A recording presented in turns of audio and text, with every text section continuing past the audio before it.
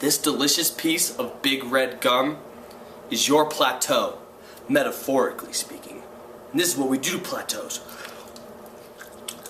We break them. Okay, what up everybody? Today we're going to talk about plateaus and how to break them.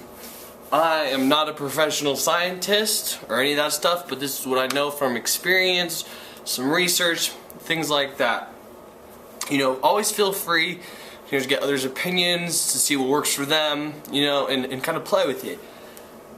When you're hitting a plateau, your body is finally like adjusting to, you know, your workout regimen, or, you know, the stress that you're putting on your body. The outside stress on your body affects your body, but the body is an amazing thing. It can adapt quite fast to, you know, the surroundings and the stress and things like that. And so after a while you will hit a plateau no matter what routine you're on. So the first thing to always help break a plateau is progressive overload. So that just means progressively increasing your weight every single workout. It can be by 0.01 pounds. You know, there's no weights that are like that, but progressively increasing your weight every workout. So let's say I'm training my back. I'm doing barbell rows. I love barbell rows, bent over barbell rows.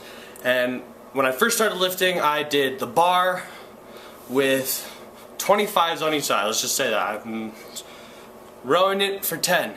Next week, I put the 25s on and I take a 2.5, put it on each side. Row it, good form for 10.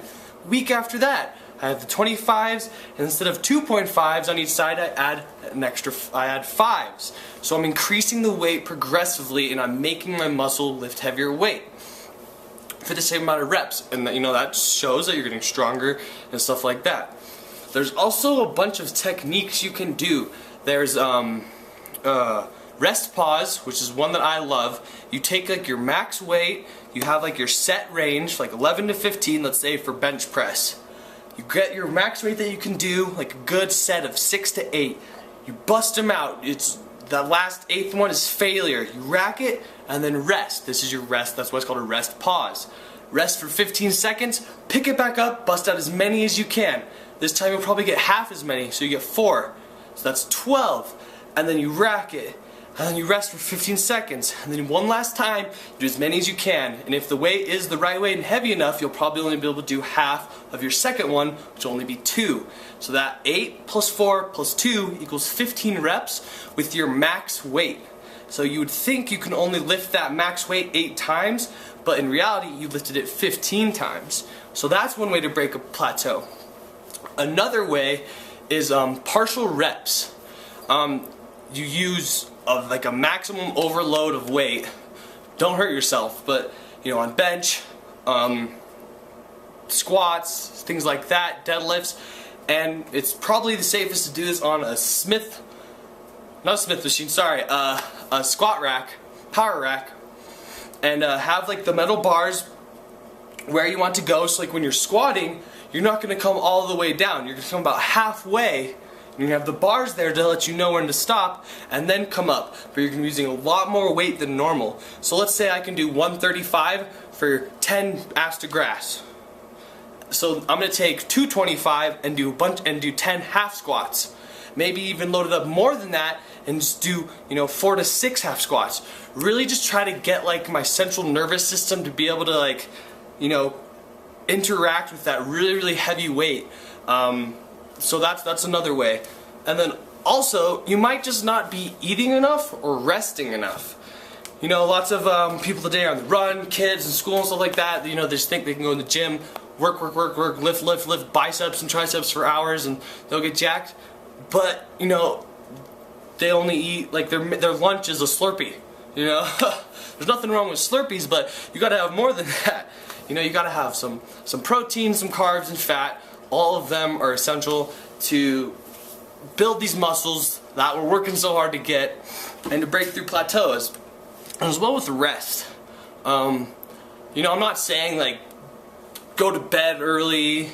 You know, you don't have to make yourself try to fall asleep. Go to bed when your body naturally like wants to go to sleep, and just try to aim for about 8 hours. That's what I do, and I'm always pretty relaxed and pretty energetic throughout my day. So there's a couple ideas. Comment below if you have any other ideas on how to break plateaus, tips, information, other stuff like that. So like I said, you know, you can progressive overload, rest pause, partial reps,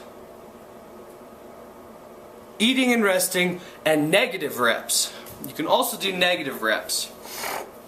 So you take your weight, you're repping them out. When you can't get any more, you can hold it at the top and you're gonna lower it super slow.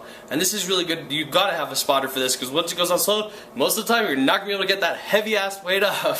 So get a spotter to help you push it up and then do it again.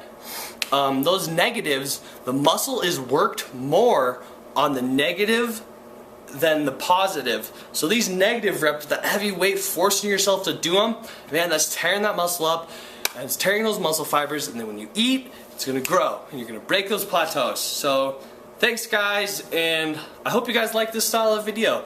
That was just my 2 cents on breaking plateaus, and let me know what you guys think.